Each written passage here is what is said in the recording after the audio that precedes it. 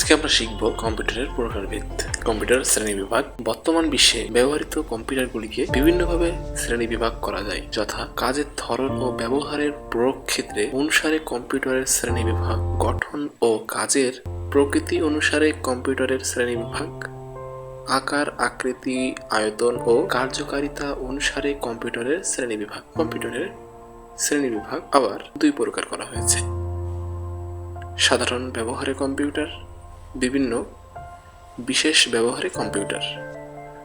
সাধারণ ব্যবহারে কম্পিউটার সাধারণ যে সমস্ত কম্পিউটার দ্বারা বহুমুখী কাজ করা যায় সে সমস্ত কম্পিউটারকে বহুমুখী ব্যবহারের কম্পিউটার বলা হয়। বর্তমানে প্রচলিত মাইক্রো কম্পিউটার থেকে শুরু করে সুপার কম্পিউটার পর্যন্ত সকল কম্পিউটারই বহুমুখী ব্যবহারের কম্পিউটার। এসব কম্পিউটারে ব্যবহারকারী ইচ্ছা অনুযায়ী বিভিন্ন ধরনের প্রোগ্রাম ইনস্টল করতে হয় এবং প্রয়োজনে পুরাতন প্রোগ্রাম মুছে ফেলতে পারেন, কিংবা একই সঙ্গে লেখালেখির কাজ, চিত্রাঙ্কন ও হিসাব নিকাশের কাজ ছাড়া আরও অনেক রকমের কাজ করা যায়। অর্থাৎ এই ধরনের কম্পিউটারে ব্যবহারকারী বিভিন্ন ধরনের সফটওয়্যার ব্যবহার করে দৈনিক জীবনে বিভিন্ন কাজ, যেমন অফিস আদালত, প্রকাশনা, ব্যবসায় প্রতিষ্ঠান, বিভিন্ন কম্পিউটার, ব্যাংক, বীমা ইত্যাদি কাজে সাধারণ কম্পিউটার ব্যাপকভাবে ব্যবহৃত হচ্ছে। এরপর আমরা জানব বিশেষ ব্যবহার কম্পিউটার কি। যে কম্পিউটার বিশেষ ধরনের কাজ বা সমস্যার সমাধানের জন্য ব্যবহার করা হয়ে থাকে, ব্যবহারে কম্পিউটার তাকে বিশেষ কম্পিউটার বলা হয়। এ ধরনের কাজের জন্য তৈরি এ ধরনের কম্পিউটার সাধারণ অন্য ধরনের কাজে ব্যবহার করা যায় না। এজন্য এ ধরনের কম্পিউটারগুলোকে বলা হয় বিশেষ ব্যবহারের কম্পিউটার। আবহাওয়া, ভূমিকম্প, ক্ষেপণাস্ত্র নিয়ন্ত্রণ, ভিডিও গেমস, রকেট গতি নিয়ন্ত্রণ, চক্ষু পরীক্ষা, রক্ত পরীক্ষা ইত্যাদি কাজের জন্য ব্যবহৃত কম্পিউটারগুলোকেই হলো বিশেষ ধরনের কম্পিউটার। অবশ্য এই ধরনের কম্পিউটারে নির্দিষ্ট কাজের জন্য নির্দিষ্ট প্রোগ্রাম পূর্ব থেকে স্থাপন করে দেওয়া হয়। এখন গঠন ও কাজের প্রকৃতির অনুসারে কম্পিউটারের শ্রেণীবিভাগ তিন ভাগে ভাগ করা হয়, যথা analogue computer, digital computer, hybrid computer.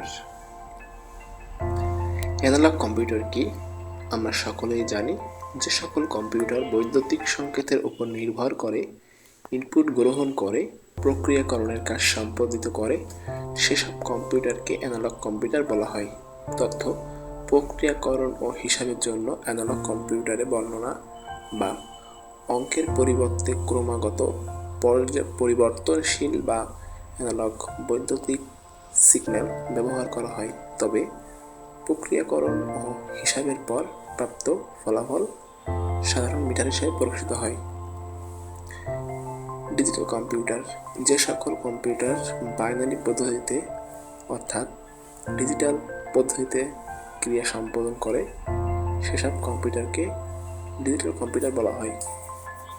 Hybrid computer, analogue ও হাইব্রিড উভয় কম্পিউটারে নীতিমালা সমন্বয়ে যে কম্পিউটার গঠিত হয় তাকে হাইব্রিড কম্পিউটার বলে।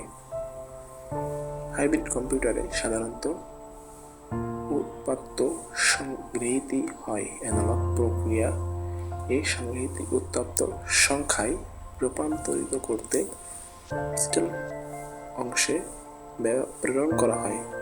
ভিডিওটি ভালো লাগলে অবশ্যই চ্যানেলটি সাবস্ক্রাইব করতে ভুলবেন না। Thanks for watching.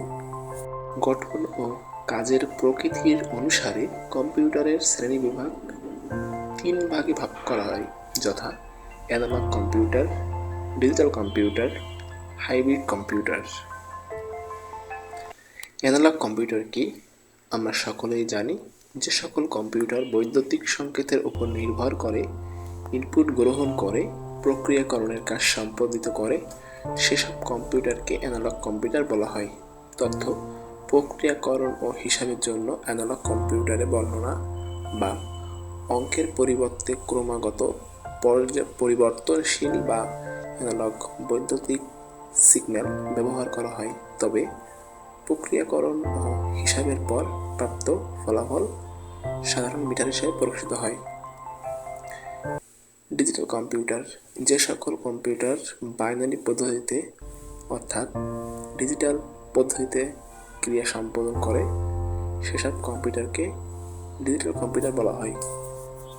Hybrid computer analogue O hybrid উভয় কম্পিউটারে নীতিমালা সমন্বয়ে যে কম্পিউটার গঠিত হয় তাকে হাইব্রিড কম্পিউটার বলে।